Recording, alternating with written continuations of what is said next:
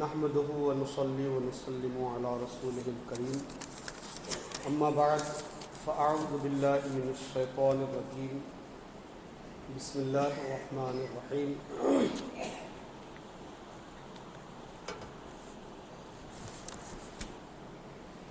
ومن الناس من يشتري لهو الحديث ليضل عن سبيل الله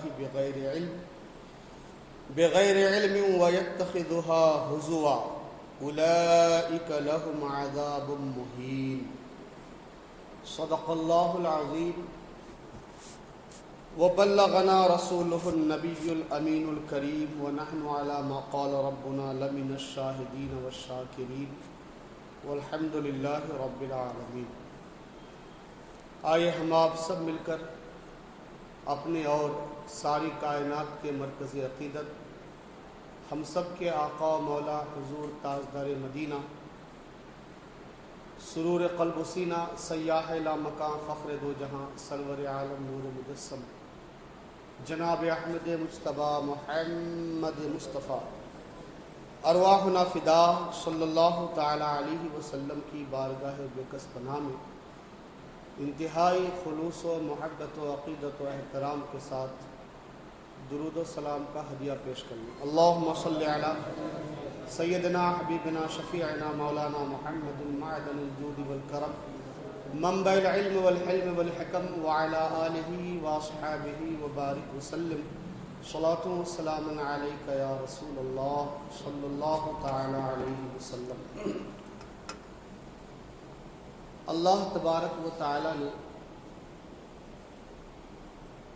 اپنے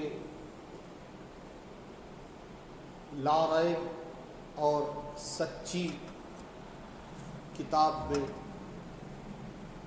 ارشاد فرمایا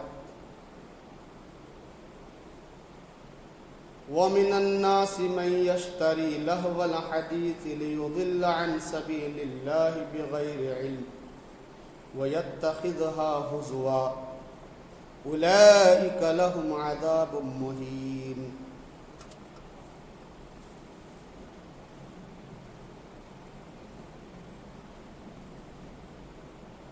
اور کچھ لوگ کھیل کی بات خریدتے ہیں کہ اللہ کی راہ سے بہکا دے، بے سمجھے اور اسے ہنسی بنا لیں، ان کے لیے ذلت کا عذاب ہے۔ جو کھیل کی باتیں خریدتے ہیں، کھیل کی باتیں، اب یہ کھیل کی باتیں کیا ہے؟ لہو یعنی کھیل ہر اس باطل کو کہتے ہیں جو آدمی کو نیکی سے اور کام کی باتوں سے غفلت میں ڈالے، نیکی سے غفلت میں ڈال دے، نیکی کرنا یاد نہ رہے، نیکی کی طرف دھیان نہ جائے، نیکی کی طرف رغبت کم ہو جائے، نیکی کا شوق کم ہو جائے، اور کام کی بات جو اللہ اور اس کے رسول کے نزدیک کام کی باتیں ہیں، شرعاً جو کام کی باتیں ہیں، ان کاموں سے غفلت پیدا ہو جائے، جس چیز کی وجہ سے ہر وہ چیز لہو کہلاتی ہے۔ تو نیکی سے غفلت پیدا ہو، آدمی غافل ہو جائے، کام کی باتوں سے آدمی غافل ہو جائے، ایسے عمل کو، ایسی چیز کو لہو کہا جاتا ہے۔ اور قرآن نے فرمایا کہ جو اس قسم کی غفلت میں ڈالنے والی چیزوں کو خریدتے ہیں، اس قسم کی لہو کی چیزوں کو خریدتے ہیں، اس قسم کی باطل چیزوں کو خریدتے ہیں، اس قسم کی ناجائز چیزوں کو خریدتے ہیں، اگر خریدتے نہیں ہیں تو اجارے پہ لیتے ہیں، کرائے پہ لیتے ہیں، بکنگ کرتے ہیں تو فرمایا یہ کیوں کرتے ہیں؟ شعوری یا لاشعوری طور پر، جان بوجھ کر یا انجانے طور پر، بہرحال اس لیے یہ سب کرتے ہیں کہ تاکہ لوگوں کو اللہ کی راہ سے بہکا دے اور اسے ہنسی بنا لے۔ تو فرمایا اولئک لہم عذاب مہین، ایسے لہو کی باتوں کو، ایسے باطل چیزوں کو اپنانے والے، اختیار کرنے والے، خریدنے والے، کرائے پہ اجارے پہ لینے والے، ایسے لوگوں کے لیے دردناک عذاب ہے، ذلت کا عذاب ہے۔ مہین کہتے ہیں ذلت کو، عذاب علیم، ذلت کا عذاب۔ یہ عذاب تو عذاب ہے ہی، عذاب تو عذاب ہی ہے، لیکن جو ذلت کا عذاب ہو وہ بڑا خطرناک ہے۔ دوسری آیت کریمہ میں یہ میں نے جو آیت کریمہ آپ کے سامنے تلاوت کی، یہ سورہ لقمان کی آیت تھی، سورہ لقمان کی آیت نمبر 6۔ یہ جو ہے 21واں پارہ سورہ لقمان آیت نمبر 6۔ چاہیں تو آپ بھی کنز الایمان لے کر کے اس آیت کو بھی پڑھ سکتے ہیں، اس کا ترجمہ بھی آپ پڑھ سکتے ہیں۔ دوسری آیت میں اللہ تعالیٰ نے فرمایا، یہ جو ہے سورہ نور کی آیت ہے جو 18ویں پارے میں ہے، سورہ نور شریف 18واں پارہ اور سورہ نور کی یہ 20ویں آیت۔ اللہ تعالیٰ فرماتا ہے ان الذين يحبون ان تشيع الفاحشة في الذين آمنوا لهم عذاب أليم في الدنيا والآخرة والله يعلم وأنتم لا تعلمون۔ 19ویں آیت اور 20ویں آیت وَلَوْلَا فَضْلُ اللَّهِ عَلَيْكُمْ وَرَحْمَتُهُ وَأَنَّ اللَّهَ رَءُوفٌ رَحِيمٌ۔ وہ لوگ جو چاہتے ہیں کہ مسلمانوں میں برائی پھیلے، بے حیائی کی بات پھیلے، ان کے لیے دردناک عذاب ہے۔ ان کے لیے کوئی، میں نے کہا عذاب تو عذاب ہے ہی ہے، دردناک عذاب یہ بڑا خطرناک ہے۔ اب یہ کہ بھئی گولی مار کر کے ختم کر دیا، بس تھوڑی دیر کے لیے گولی تکلیف ہوئی، لیکن یہاں پہ کیا ہو رہا ہے کہ اگر پہلے انگلیوں کو کاٹا جائے، میں زندہ ہوں آدمی، زندہ آدمی کی انگلیاں کاٹی جائے، پھر ہاتھ کاٹا جائے، پھر یہاں کاٹا جائے، پھر ادھر ایک ایک پارٹ کاٹا جائے، تو آپ سوچئے کیسا دردناک، ایک تو عذاب بھی ہے اوپر سے دردناک بھی ہے۔ اور ذلت کا عذاب، عذاب تو عذاب ہے ہی، لیکن سارے لوگوں کے سامنے ننگا کیا جائے، عذاب دیا جائے، ذلت کا عذاب ہے نا۔ یہاں تو ہوتا یہ ہے کہ اگر مولانا صاحب نے اگر مسئلہ بتا دیا، غلط کر رہے تھے کچھ، مان لیجئے وضو میں کچھ غلطی تھی یا نماز میں کچھ غلطی ہو رہی تھی، اب لوگوں کے سامنے جو ہے ٹوک دیا کہ صاحب یہ ایسا نہیں ایسا ہے، تو غصہ ہو جاتے۔ مولانا کو چاہیے تھا کہ بھائی الگ سے لے جا کر کے مجھ کو بتاتے، سب کے سامنے میری جو ہے میری انسلٹ کی، میری بے عزتی کی، ہے نا۔ ایک جو واقعی غلطی ہے اس غلطی کو بتانے میں، سدھارنے کے لیے اگر مولانا صاحب نے مسئلہ بتایا تو وہ بھی ہم کو اپنی انسلٹ لگتی ہے، بے عزتی لگتی ہے۔ تو کل قیامت کے دن جہاں اولین اور آخرین جمع ہوں گے، حضرت آدم علیہ السلام سے لے کر کے قیامت کے آخری آدمی تک سب جمع ہوں گے، کوئی آڑ نہیں ہوگا،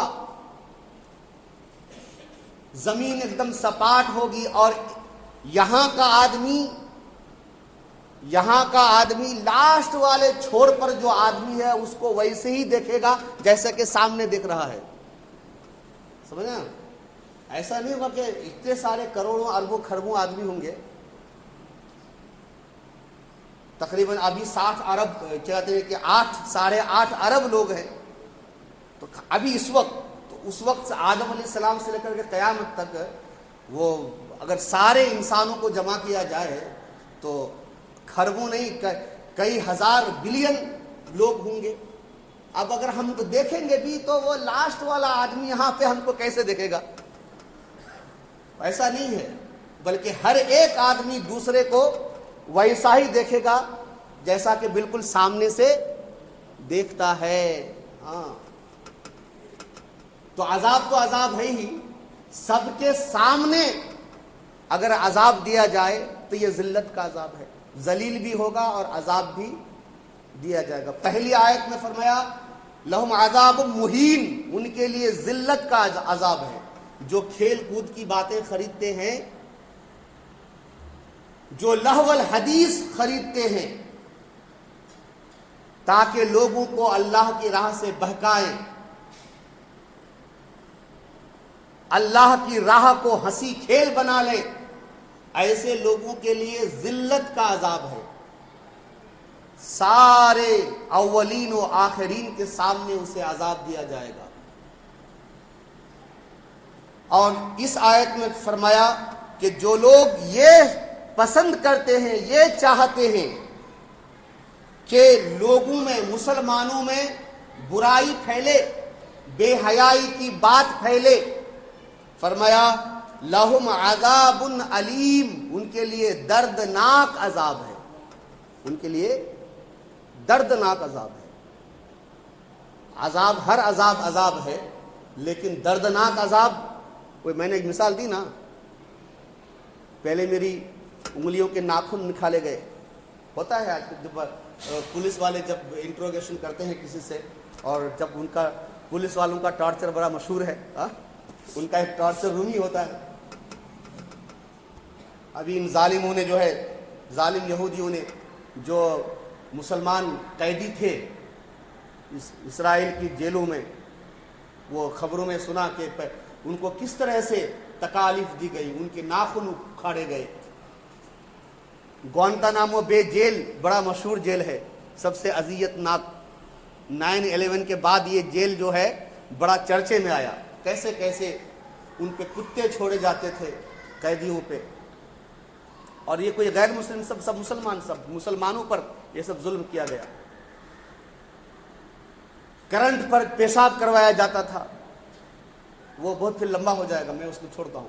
تو دردناک عذاب، یہ کیا ہے؟ یہ عذاب تو ہی عذاب ہے ہی ہے، لیکن دردناک عذاب. اور وہ پھر کیا کہتے ہیں کہ جو دوزخ کا عذاب ہے، دنیا کا عذاب، اگر سارے عذاب مل جائیں تو دوزخ کے ایک ذرہ عذاب کے برابر بھی نہیں ہو سکتا. دوزخ کا عذاب.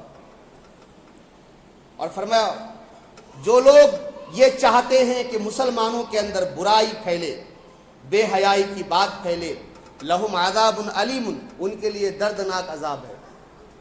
کیا حضرت خالی آخرت میں ہوگا کہ یہاں بھی کچھ ایسا ہے؟ فرمایا فی الدنیا والآخرہ، دنیا میں بھی ان کے لیے عذاب ہے اور آخرت میں بھی ان کے لیے عذاب ہے. جی ہاں، دنیا میں بھی عذاب ہے. دنیا میں عذاب کیا؟ دنیا میں عذاب یہ ہے کہ اگر ثبوت شرعی حاصل ہو گئی تو ان کو جو ہے حد قائم کیا جائے گا، یا بادشاہ اسلام ہوتا تو ان کو تعزیر کرتا، شہر بدر کرتا، جلا وطن کرتا، وغیرہ وغیرہ. اب یہاں پہ ہندوستان آزاد ہے نا، یہاں پہ جو چاہو کر لو مرضی، لیکن اللہ کے آخرت کے عذاب سے بچ نہیں سکتے. اور ایسے لوگ اگرچہ حد قائم نہ ہو لیکن دنیا میں رسوا بھی ہو ہی جاتے ہیں کبھی نہ کبھی. وہ کہتے ہیں نا، لمحوں نے خطا کی تھی، صدیوں نے سزا پائی. ایسا ہوتا ہے، ایک لمحے کی خطا جو ہے صدیوں کی سزا کا سبب بن جاتا ہے. درود پاک پڑھ لیجیے. اللہم صلی علی سیدنا حبیبنا شفیعنا مولانا محمد وعلی آل سیدنا مولانا محمد بارک وسلم. صلاۃ و سلام علیک یا رسول اللہ. اب یہ حضرت جناب عالی یہ لہو الحدیث، میں نے کہا عرض کیا کہ ہر اس باطل کو کہتے ہیں جو نیک باتوں سے اور کام کے کاموں سے، نیک باتوں سے نیک کاموں سے انسان کو غفلت میں ڈالے، وہ چیز لہو کہلاتی ہے. ٹھیک ہے، لہو. اب اس میں کیا کیا چیز داخل ہے؟ بہت ساری چیزیں داخل ہیں. اس آیت کریمہ میں لہو الحدیث سے متعلق ممتاز مفسرین کرام کا قول یہ ہے کہ اس سے مراد گانا بجانا ہے. کیا ہے؟ گانا بجانا. جی ہاں، گانا بجانا ہے. اب اس سلسلے میں حدیث پاک سماعت کیجیے. حضرت سیدنا عمران ابن حسین رضی اللہ تعالیٰ عنہ بڑے شاندار صحابی ہیں. کہتے ہیں آپ 20 سال بیمار رہے، 20 سال بیمار رہے، بستر پہ رہے، اور ان دنوں میں فرشتے آپ سے ملاقات کرنے کے لیے آیا کرتے تھے. ان کی جو سوانح حیات ہے حضرت عمران ابن حسین رضی اللہ تعالیٰ صحابی رسول ہیں، اور ان کی شان یہ ہے کہ ان سے فرشتے ملاقات کے لیے آیا کرتے تھے. تو حضرت عمران ابن حسین رضی اللہ تعالیٰ عنہ سے روایت ہے کہ رسول اللہ صلی اللہ تعالیٰ علیہ وسلم نے ارشاد فرمایا، اس امت میں زمین میں دھنسنا، مسخ ہونا اور آسمان سے پتھر برسنا ہوگا. زمین میں دھنسنا، کئی ایسے واقعات آتے ہیں، دھس جاتے ہیں. ابھی بغداد کا ایک واقعہ ابھی 2-3 مہینے پہلے آپ نے سنا ہوگا، غالباً کوئی ویڈیو وغیرہ میں نے تو دیکھا تھا، آپ لوگوں نے دیکھا ہوگا کہ نہیں دیکھا ہوگا. میں ان چیزوں کو نوٹ کرتا ہوں اور کہتے ہیں کہ کبھی کبھی جو ہے بڑی عبرت حاصل ہوتی ہے. وہ ویڈیو تھا کہ کوئی بڑا آدمی تھا، سرکاری گورنمنٹ کا کوئی بڑا آدمی تھا، بیٹے کی شادی تھی، خوب جو ہے شادی میں دھمال چل رہا تھا. وہ اچانک وہ پنڈال کا جو چھت تھا وہ اچانک بجلی گری اور وہ آگ لگ گئی، اور سارے کے ساتھ دولہا دلہن سمیت سب لوگ جل کے مر گئے. یہ کیا ہے؟ یہ وہی عذاب. کئی ایک ویڈیو میں نے آپ نے بھی دیکھا ہوگا کہ لڑکے لڑکیاں خوب ناچ رہے ہیں، ڈانس کر رہے ہیں، ڈانس کے دوران زمین دھس گئی. دیکھے ہوں گے کہ دیکھیں گے شاید. ہاں میں نے تو دیکھا ہے. ہاں اس طرح کی ویڈیو. مسخ ہو تو زمین میں دھسنا بھی ہوگا، صورتیں مسخ ہونا بھی ہوگا، صورتیں بگڑ جائیں گی، اور ان پر آسمان سے پتھر برسے گا. تو صحابہ کرام میں سے ایک نے عرض کیا، یا رسول اللہ یہ کب ہوگا؟ فرمایا جب گانے والیوں اور موسیقی کے آلات کا ظہور ہوگا اور شرابوں کو سر عام پیا جائے گا. گانے باجے کی جب کثرت ہوگی اور شراب جب کھلے عام پیا جائے گا تو اس وقت یہ سارے کے سارے صورت مسخ ہونا بھی ہوگا، زمین میں دھسنا بھی ہوگا، اور ساتھ ہی ساتھ آسمان سے ان پر پتھر بھی برسیں گے. دوسری حدیث پاک حضرت سیدنا انس بن مالک رضی اللہ تعالیٰ عنہ سے روایت ہے. ابھی جو میں نے حدیث سنائی آپ کو، یہ حدیث پاک ترمذی شریف میں ہے، اور حضرت انس رضی اللہ تعالیٰ عنہ سے روایت ہے کہ رسول کریم صلی اللہ علیہ وسلم نے ارشاد فرمایا، جو شخص گانا سننے کے لیے کسی باندی کے پاس بیٹھا، اس کے کانوں میں پگھلا ہوا سیسا انڈیلا جائے گا. اب آج کل باندیاں تو ہے نہیں، تو آج کل وہ ریکارڈنگ جی آپ کے موبائل میں ہے، آپ کے گھر میں ڈیک لگائے ہوئے ہیں، پورا ساؤنڈ سسٹم موجود ہے، موبائل میں ہو چاہے. بہرحال جو ایسی چیزوں کے قریب بیٹھے گا، قریب بیٹھیں گے تو سنا جائے گا نا، سنیں گے. تو فرمایا رسول اللہ صلی اللہ علیہ وسلم نے، قیامت کے دن ان لوگوں کے کانوں میں دنیا کا سیسا نہیں، دوزخ کا سیسا، اور دنیا کے آگ سے پگھلا ہوا نہیں بلکہ دوزخ کی آگ سے پگھلا ہوا سیسا ان کے کانوں میں ڈالا جائے گا. اللہ اکبر. اللہ ہم سب کی حفاظت فرمائے. اور رسول اللہ صلی اللہ تعالی علیہ وسلم نے ارشاد فرمایا، یہ بیہقی کی حدیث پاک ہے کہ ان اللہ حرم علیکم الخمر والمیسر والکوبۃ وقال کل مسکر حرام.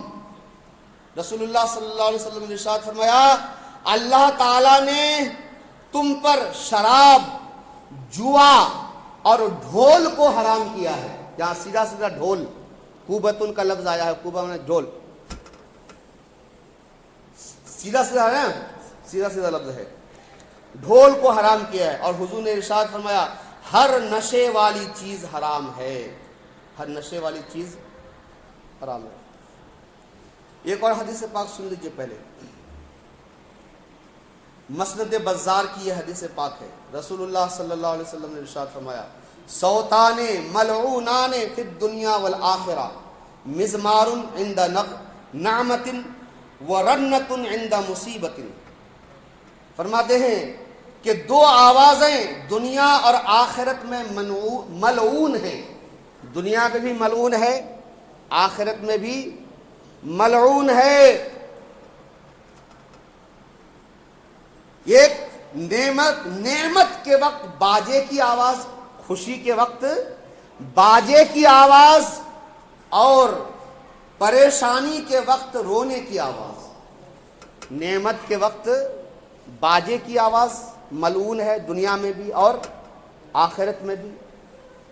اور مصیبت کے وقت رونے کی آواز. اس لیے جب کسی کا انتقال ہوتا ہے گھر والوں کو ہم تسلی دیتے ہیں، مت رو، دعا کرو، کہتے ہیں کہ نہیں کہتے ہیں؟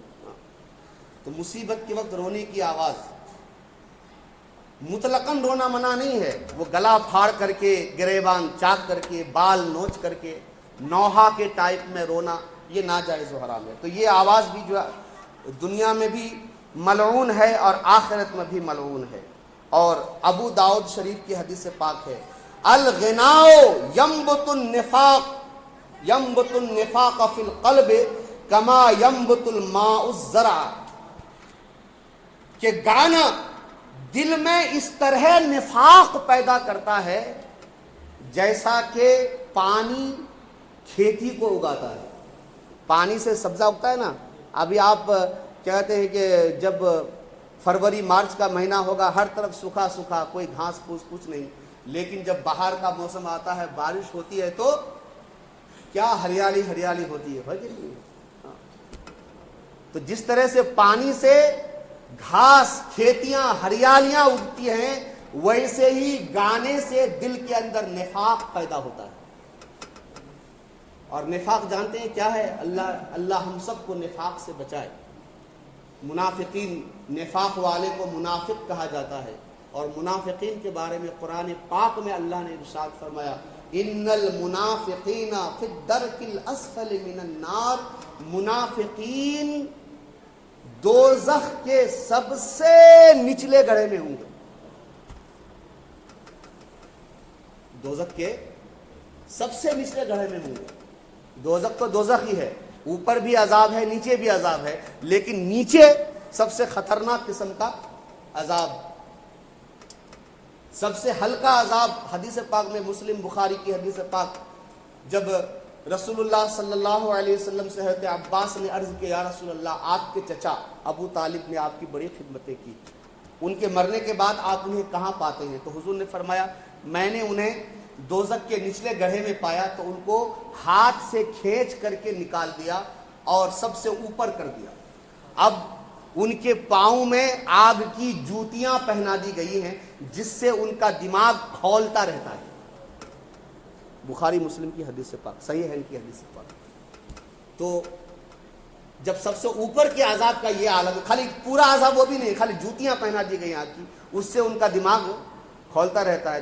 تو سب سے نچلے گڑھے میں جو ہوگا وہ کیسا عذاب ہوگا ہم اس کا تصور بھی نہیں کر سکتے.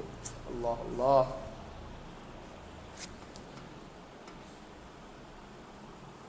تو یہ چند حدیث پاک. اب آئیے ذرا اس سلسلے میں ایک اور آپ کو میں روایت پیش کرتا ہوں. لہو الحدیث کے تفسیر میں حضرت عبداللہ ابن مسعود، حضرت سیدنا عبداللہ ابن عباس، حضرت سیدنا امام حسن بصری، حضرت سعید ابن جبیر، حضرت اکرمہ، حضرت مجاہد، حضرت مکحول وغیرہ تمام ائمہ کرام نے اس آیت کریمہ میں فرمایا کہ لہو الحدیث سے مراد غنا و سرود یعنی موسیقی اور گانا ہے. لہو الحدیث سے مراد موسیقی اور گانا ہے، جس کے بارے میں اللہ نے فرمایا کہ ان کے لیے دردناک، جو لوگ لہو الحدیث خریدتے ہیں ان کے لیے دردناک ذلت کا عذاب ہے۔ اچھا، ایک اور حدیث پاک سرکار دو عالم صلی اللہ علیہ وسلم نے ارشاد فرمایا، جو شخص گانے کے ساتھ اپنی آواز بلند کرتا ہے اللہ تبارک و تعالی اس پر 2 شیطان مقرر فرما دیتا ہے۔ کتنے شیطان؟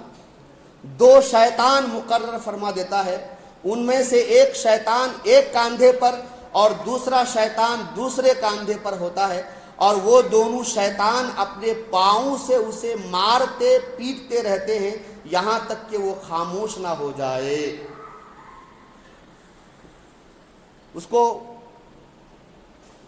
یہ گانا اتنی بری چیز ہے کہ شیطان بھی اس سے پریشان ہوتا ہے، اور آدمی کو کاندھے پر سوار ہو کر کے پاؤں سے مارتا ہے، چپ ہو جاؤ چپ ہو جاؤ چپ ہو جاؤ چپ ہو جاؤ۔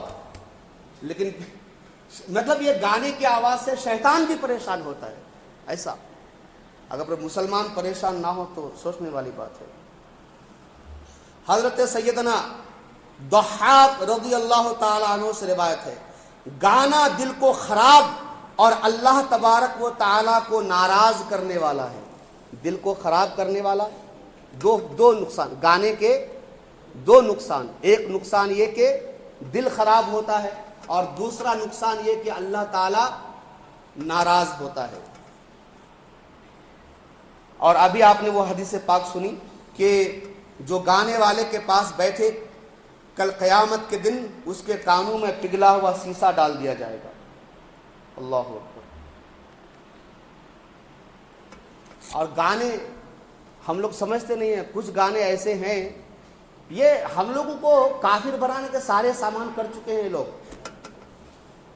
یہ لوگ جو ہے نا، ہم سمجھتے نہیں اس چیز کو۔ بہت سارے گانے نقل کفر نباشت، بتانے کے لیے کفر کی نقل کفر نہیں ہوتی، میں اس لیے بتاتا ہوں۔ بہت سارے گانے جیسے حسینوں کو آتے ہیں کیا کیا بہانے، خدا بھی نہ جانے تو ہم کیسے جانے، سراسر کفر ہے۔ خدا بھی نہیں خدا کے علم کا انکار ہے۔ خدا بھی آسماں سے جب زمین پر دیکھتا ہوگا، میرے محبوب کو کس نے بنایا سوچتا ہوگا۔ نعوذ باللہ من ذالک، کفر ہے۔ کیا ہے؟ کفر ہے۔ رب نے مجھ پر ستم کیا ہے، زمانے کا غم مجھے دے دیا ہے۔ نعوذ باللہ من ذالک۔ اس میں جو ہے رب کو ظالم کہا، ستم کرنے والا کہا، کفر۔ پتھر کے صنم تجھے ہم نے محبت کا خدا جانا، بڑی بھول ہوئی ارے ہم نے یہ کیا سمجھا یہ کیا جانا، کفر ہے۔ غیر خدا کو خدا مانا، ٹھیک ہے۔ وہ میرے ربا ربا رے ربا یہ کیا غضب کیا، جس کو بنانا تھا لڑکی اسے لڑکا بنا دیا۔ نعوذ باللہ من ذالک، سراسر کفر ہے۔ میرے نوجوان بچوں سنو، بڑے شوق سے ڈیک بجاتے ہو اپنے گھروں میں، اپنے موبائل میں، اور خاص طور سے گھر میں اگر فنکشن ہے آپ کے تو خوب بجاتے ہو۔ سنو سنو سنو، ایمان کہاں جا رہا؟ ہے ہی نہیں ایمان، گیا، چلا گیا ہے، آلریڈی جا چکا ہے۔ ہاں، وہ کون سا ٹینس ہے؟ یہ پڑھاتے ہیں ٹینس، آ چکا ہے، جا چکا ہے، ہاں انگلش میں یہ ہے۔ اب آگے جو بھی ہو انجام دیکھا جائے گا، خدا تراش لیا اور بندگی کر لی۔ نعوذ باللہ من ذالک، خدا تراش لیا یعنی اپنا سے خدا بنا لیا، کفر ہے۔ بندگی کر لی، یہ بھی کفر ہے۔ میری نگاہ میں کیا بن کے آپ رہتے ہیں، قسم خدا کی خدا بن کے آپ رہتے ہیں۔ نعوذ باللہ، کفر ہے۔ کسی پتھر کی مورت سے محبت کا ارادہ ہے، پرست اس کی تمنا ہے، عبادت کا ارادہ ہے۔ نعوذ باللہ من ذالک، غیر خدا کی عبادت کا ارادہ ہے، تمنا اور ارادہ، کفر ہے۔ اللہ اللہ اللہ اللہ۔ نمونے کے طور پر یہ چند اشعار پیش کیے گئے، ان میں سے جس نے ایک بھی شعر دلچسپی کے ساتھ پڑھا، سنا یا گایا، وہ اسلام سے خارج ہو کر کافر و مرتد ہو گیا۔ اور یہ تمام اشعار جو ہیں فتاوی شارح بخاری کے اندر موجود ہیں، اور ان کا حکم جو ہے جی فقیہ اعظم ہندوستان علامہ مفتی شارح بخاری مفتی شریف الحق امجدی علی رحمۃ الرضوان نے تفصیل کے ساتھ یہ ساری چیزیں سارے احکام لکھے ہیں. جی وہ اسلام سے خارج ہو کر کافر و مرتد ہو گیا، اس کے تمام نیک اعمال اکارت ہو گئے، برباد ہو گئے، اس کے تمام نمازیں روزے حج وغیرہ سب ضائع ہو گئی. شادی شدہ تھا تو نکاح بھی ٹوٹ گیا، اگر مرید تھا تو بیعت بھی ختم ہو گئی. مجھے کسی کو ٹارگٹ کرنا مقصود نہیں ہے، میں آپ کی اصلاح کر رہا ہوں، اللہ مجھے بھی اصلاح کی توفیق دے، آپ کی بھی.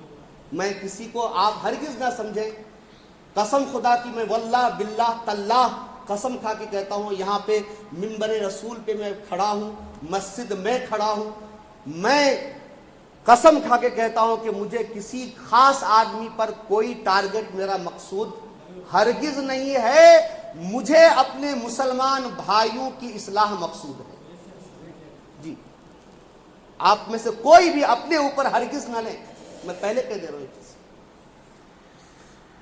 اگر کسی کا مرید تھا تو بیعت بھی ختم ہو گئی، اس پر فرض ہے کہ اس شعر میں جو کفر ہے اس سے فوراً توبہ کرے، کلمہ پڑھ کر نئے سرے سے مسلمان ہو. مرید ہونا چاہے تو اب نئے سرے سے کسی جامع شرائط پیر کا مرید ہو. اگر پہلی بیوی کو جو وہ یہ کفر کرنے کی وجہ سے نکل گئی نکاح سے، اگر اس کو دوبارہ نکاح میں لانا چاہے تو نئے مہر کے ساتھ اس سے نکاح کرے. یہ ہے شرعی احکام. کچھ سمجھ میں بات آئی؟ بڑے دھڑلے سے گانا گاتے ہو. یہ چھوٹے چھوٹے بچے 8 سال 9 سال کے بچے وہ مستی میں گانا گاتے ہیں. کیا سکھایا ہم نے اپنے بچوں کو؟ کہتے ہیں موسیقی روح کی غذا ہے.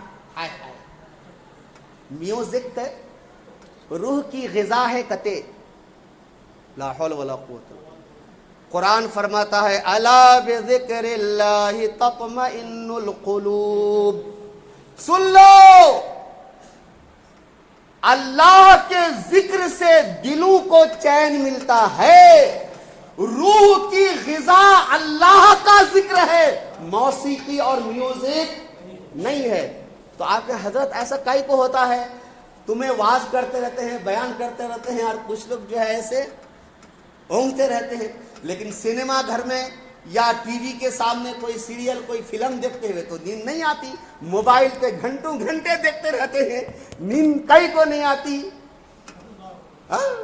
لیکن واز کی محفل میں جا کر کے نیند آنے لگتی ہے. ارے میں کہتا یہی تو ہے، سمجھنے کی بات کرو، سمجھو بات کو. جب تم گانا سنتے ہو، فلمیں دیکھتے ہو، ڈرامے دیکھتے ہو، تمہاری روح بے چین ہوتی ہے، تڑپتی ہے، اور بے چینی کی وجہ سے تمہاری آنکھیں کھلی رہتی ہے، نیند نہیں آتی. اور جب اللہ اور اس کے رسول کا ذکر ہوتا ہے روح کو سکون ملتا ہے اور تمہاری نیند آنے لگتی ہے. نقطہ کو نہیں سمجھتے؟ تم دیکھنا، اگر نیند نہیں آتی ہو نا تو موبائل میں قرآن کی تلاوت لگا لینا، انشاءاللہ 10-15 منٹ میں نیند آ جائے گی. کئی کو اس لیے کہ اس سے روح کو، بھائی روح اندر اگر بے چینی ہو تو نیند نہیں آتی نا. اگر بے چینی اندر ہو تو نیند نہیں آتی. نیند کب آتی ہے؟ جب اندر سکون ہو. اندر سکون ہوتا ہے تو نیند آنے لگتی ہے. قرآن کریم کی تلاوت آدمی سنتا ہے، ذکر اللہ سنتا ہے، واعظ و نصیحت کی محفل میں آتا ہے، روح کو سکون ملتا ہے، نیند آنے لگتی ہے. اور سینما ہال میں، فلموں میں، ڈراموں میں، موبائل پر ادھر ادھر کی بکواس دیکھنے سننے میں چونکہ روح بے چین رہتی ہے، اندر سکون نہیں ہے تو نیند بھی نہیں آتی. تم کہتے ہو میوزک روح کی غذا ہے. نہیں، روح کو تڑپانے والی ہے، کائی کو خراب کر رہا ہے اپنی زندگی. ہمارے متولی صاحب نے کہا، ایک ویڈیو بھی بھیجا، کچھ تصویریں بھی بھیجی، جس میں کوئی کسی بڑے آدمی کے بیٹے کی شادی تھی اور شہر کے معززین. یہ بھی عجیب بات ہے. قرآن تو فرماتا ہے ان اکرمکم عند اللہ اتقاکم. اللہ کے نزدیک تم میں معزز وہ ہے جو زیادہ پرہیزگاری والا ہے. لیکن دنیاوی اعتبار سے جس کے پاس جتنا پیسہ ہے وہ اتنا معزز ہے. لیکن یہ معزز ہونا اللہ اور اس کے رسول کی بارگاہ میں کوئی کام نہیں آئے گا. معزز تو دنیاوی اعتبار سے فرعون بھی تھا, معزز تو دنیاوی اعتبار سے نمرود بھی تھا, معزز تو دنیاوی اعتبار سے شداد بھی تھا, معزز تو دنیاوی اعتبار سے حامان بھی تھا, معزز تو دنیاوی اعتبار سے ابو جہل بھی تھا, معزز تو دنیاوی اعتبار سے ابو لہب بھی تھا, معزز تو دنیاوی اعتبار سے آج کے زمانے میں جارج ڈبلیو بش بھی تھا, جس کے گردن پر ہزاروں لاکھوں مسلمانوں کو قتل کرنے کا الزام ہے. معزز تو اس زمانے میں نتن یاہو بھی ہے, جس پر ہزاروں فلسطینیوں کو ناحق شہید کرنے کا الزام ہے. معزز تو اس زمانے میں فلاں بھی ہے فلاں بھی ہے, لیکن کیا اللہ کے نزدیک بھی وہ معزز ہے؟ اگر ایمان ہو تو بولو. مسلمان ہو کر اور ہم خار ہوئے تارک قرآن ہو کر, تو دنیاوی اعتبار سے معزز ہونا کوئی معنی نہیں رکھتا ہے. معزز وہ ہے جو اللہ اور اس کے رسول کے نزدیک معزز ہو. تو بہرحال ہمارے متولی صاحب نے وہ ویڈیو بھیجا اور فوٹوز بھی بھیجے جس میں ایک نئی چیز دیکھنے میں ملی.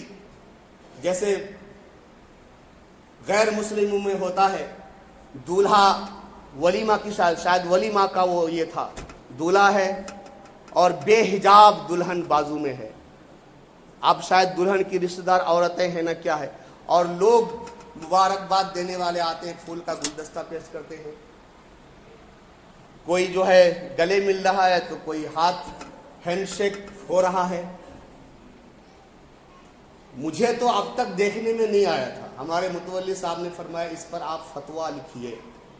تو میں نے فتوے کے لیے سارے جو مواد ہے وہ جمع کیے, اور میں نے مناسب جانا کہ زیادہ سے زیادہ بات مسلمانوں تک پہنچے, یہ پیغام اسلام پہنچے اور مسلمان ہوش کے ناخن لیں. اس لیے آج میں نے جمعہ کا یہ عنوان منتخب کیا.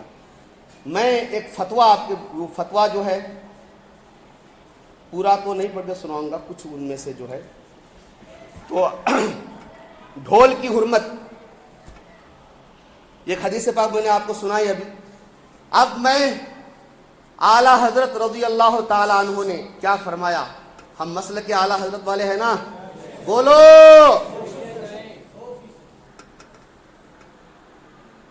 73 فرقے اس امت میں, اور 73 فرقوں میں یہ بات ثابت شدہ ہے. مجھے ثابت کرنے کی ضرورت نہیں ہے. جو بات آلریڈی 12 بجے دن کی طرح سے روشن ہو اسے ثابت کرنے کی ضرورت نہیں. مسلک اہل سنت و جماعت ہی مسلک حق ہے, اور ہمارے اس دور کے تمام سنی علماء کرام نے اس بات پر مہر لگا دیا ہے کہ فی زمانہ مسلک اعلیٰ حضرت ہی مسلک اہل سنت والجماعت ہے. اب اعلیٰ حضرت کا کیا پیغام ہے, کیا فتویٰ ہے, سنو. اعلیٰ حضرت فتاوی رضویہ جلد 23 صفحہ نمبر 98 فرماتے ہیں, اپنی تقریبوں میں ڈھول جس طرح فساق میں رائج ہے, بجوانا ناچ کرانا حرام ہے. سمجھے بات؟ اور دوسری جگہ فرماتے ہیں, یہ فتویٰ رضویہ جلد 24 صفحہ نمبر 491 فرماتے ہیں ڈھول بجانا حرام ہے. ڈھول کلیئر ہوا؟ اچھا آگے. گانا کیا ہے؟ فتاوی امجدیہ میں ہے ڈھولک بجانا ناجائز ہے. یوں ہی عورتوں کا اس طرح گانا کہ نامحرم کو آواز پہنچے وہ بھی تالیاں بجا کر حرام ہے. اس کا قصدن سننا بھی حرام ہے, اور ایسی مجلس میں شرکت کا بھی یہی حکم ہے. یعنی ایسی مجلس میں شرکت کرنا بھی حرام ہے. اچھا عورتوں مردوں کا وہی ایک ساتھ اسٹیج پہ جو ہے کھڑا کر کے فرماتے ہیں، فتویٰ رضویہ میں ہے، عورتوں کا اجنبی لوگوں کے سامنے بے پردہ رہنا بھی حرام، اور جو اپنی لڑکیوں کو ایسی جگہ بھیجتے ہیں بے حیا بے غیرت ہیں، ان پر دیوس کا اطلاق ہو سکتا ہے۔ اور فتویٰ رضویہ جلد 6 میں باب الامامت کے اندر جگہ جگہ یہ بات موجود ہے کہ اپنی عورتوں کو بے پردہ پھرانے والا دیوس ہے، اس کے پیچھے امامت ناجائز و مکروہ تحریمی ہے۔ اب آپ کہیں گے حضرت یہ دیوس کیا ہے؟ واٹ از دس دیوس؟ تو ذرا دیوس کو بھی دیکھ لیتے ہیں۔ حدیث پاک نسائی شریف میں حدیث پاک ہے، عن عبداللہ بن عمر قال قال رسول اللہ صلی اللہ علیہ وسلم ثلاثۃ لا ينظر اللہ عز وجل الیہم یوم القیامۃ العاق لوالدیہ والمرأة المترجلة والدیوث وثلاثۃ لا يدخلون الجنۃ العاق لوالدیہ والمدمن علی الخمر والمنان بما اعطا۔ حضرت عبداللہ بن عمر رضی اللہ تعالیٰ عنہما فرماتے ہیں کہ رسول اللہ صلی اللہ علیہ وسلم نے فرمایا 3 طرح کے لوگ ہیں جن کی طرف اللہ تعالیٰ قیامت کے دن نظر رحمت نہیں فرمائے گا، دیکھے گا بھی ان کی طرف اللہ تعالیٰ نظر بھی نہیں فرمائے گا۔ نمبر 1 ماں باپ کا نافرمان، نمبر 2 وہ عورت جو مردوں کی مشابہت اختیار کرے، اور تیسرا آدمی نمبر 3 دیوس بے غیرت۔ دیوس کا معنی بے غیرت، اپنی بہو بیٹیوں بیوی کو بے پردہ پھرنے پر جس کو غیرت نہ آئے، اس کی طرف بھی اللہ تعالیٰ قیامت کے دن نظر رحمت نہیں فرمائے گا۔ اور فرمایا 3 شخص ایسے ہیں جو جنت میں نہیں جائیں گے، ایک ماں باپ کا نافرمان، دوسرا عادی شرابی، اور تیسرا دے کر احسان جتانے والا۔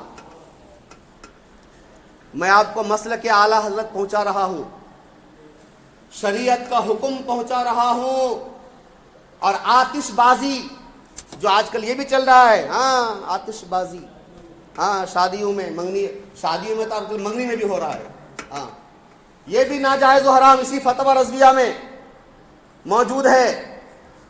فتویٰ رضویہ کے اندر موجود ہے کہ آتش بازی یہ شیطانی کام ہے جو ناجائز و حرام ہے۔ میرے بھائیوں، تو یہ تو ہوا حکم، ایسی شادیاں جن میں ناچ گانا ہوتا ہے، میوزک بجتا ہے، جس کے اندر بے پردہ عورتیں اسٹیج پہ کھڑی ہو کر کے مبارکباد وصول کرتے ہیں، ناچ گانا ہوتا ہے، ڈھول باجے بجتے ہیں، یہ سب ناجائز ہو۔ سوچو 1 منٹ کے لیے، نکاح تو سنت تھا نا، نکاح تو سنت تھا میرے بھائی، لیکن اس میں درجنوں کام حرام ہم نے داخل کر دیے، یہاں تک کہ جو ایجاب و قبول جب کراتے ہیں اس میں بھی اب گھس گیا ہے۔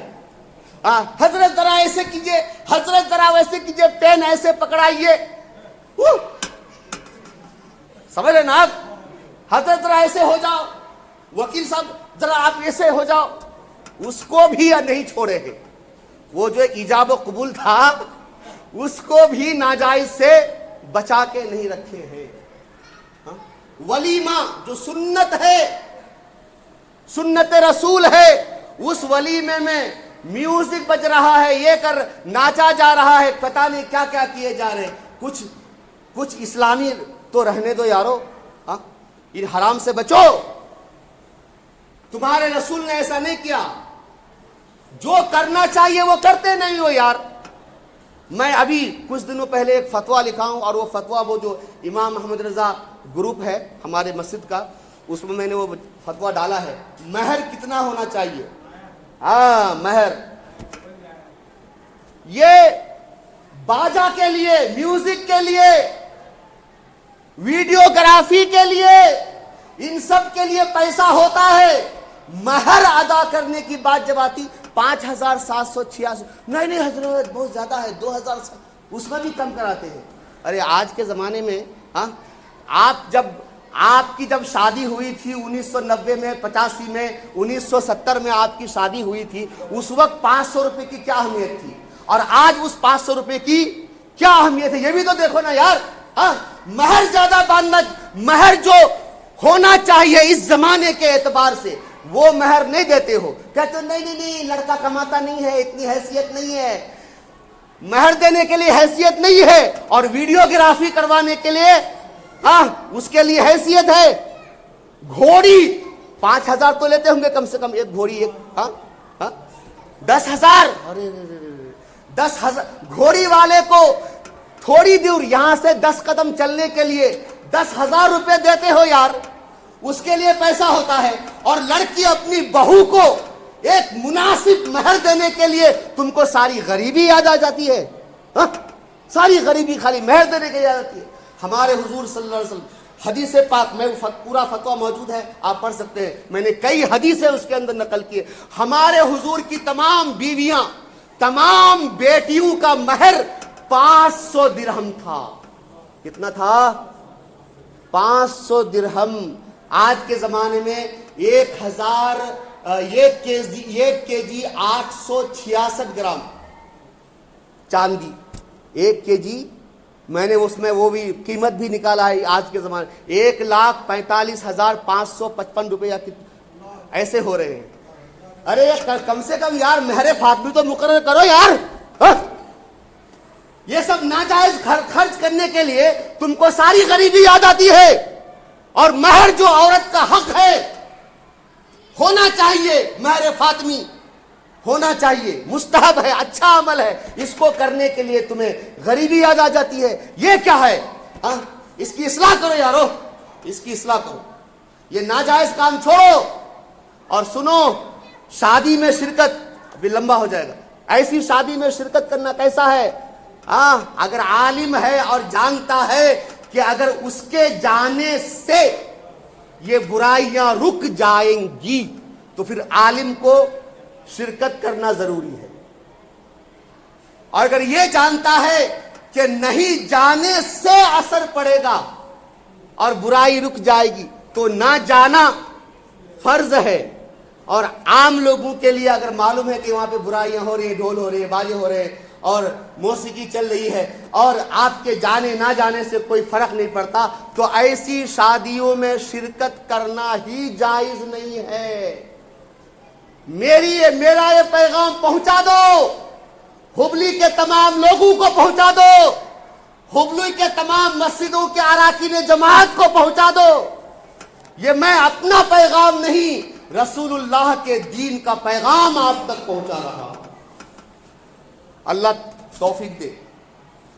معتبر اپنی زندگی کر لو, معتبر اپنی زندگی کر لو, خود کو تم عاشق نبی کر لو, خود کو تم عاشق نبی کر لو. اور تم کو اللہ ولی بنا دے گا, تم سب کو اللہ ولی بنا دے گا. اعلی حضرت سے دوستی کر لو, اعلی حضرت سے دوستی کر لو. اور اعلی حضرت کا تھام کر دامن, سنیو خود کو جنتی کر لو. اور آخری پیغام ہمارے بہت سارے بزرگوں کے لیے, بہت سارے بزرگوں کے لیے, خشخشی وہی خشخشی سمجھتے ہیں نا, خشخشی رکھ کے فائدہ کیا ہے؟ کچھ فائدہ ہے عقلی طور پہ, کچھ فائدہ؟ خشخشی رکھ کے فائدہ کیا ہے؟ اپنی داڑھی ذرا گھنی کر لو, اپنی داڑھی ذرا